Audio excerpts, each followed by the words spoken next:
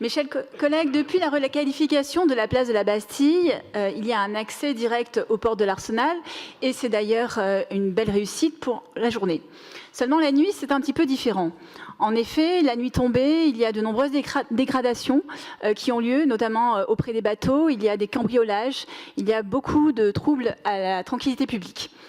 Et d'ailleurs, lors de la présentation de ces futurs aménagements, il avait été promis aux riverains ainsi qu'aux personnes propriétaires de bateaux qu'il y aurait une grille qui fermerait l'accès la nuit. Mais voilà, elle n'a pas eu lieu.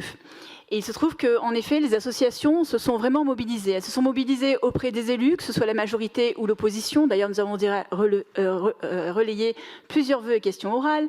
Elles se sont aussi mobilisées, ces associations, auprès de la presse. Je ne vous dirai que 2 titres de presse, mais qui sont très révélateurs. Aussi bien dans le Parisien, les riverains réclament la grille promise de l'escalier de la Bastille, en date 18 avril 2021. Ou encore le Figaro qui disait « L'enfer des habitants du port de l'Arsenal à Paris. Nouveau défouloir des noctambules ». En date du 7 juillet 2021. Alors oui, il y a une forte demande, et d'ailleurs cette demande, elle se traduit aujourd'hui par un projet au budget participatif. Sauf que ce projet, qui demande une grille justement pour une fermeture nocturne, a été refusé, et donc n'est pas soumis au budget participatif, sous motif qu'en fait, il s'agit, je cite, d'un changement de modification de la règlement plutôt qu'une dépense d'investissement, et donc ce projet ne serait pas, soi-disant, possible via le budget participatif.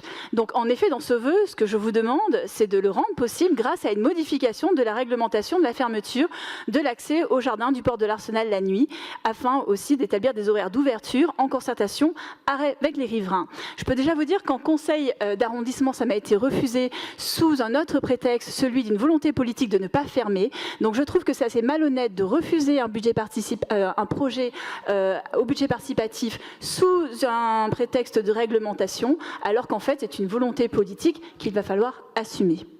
Bravo.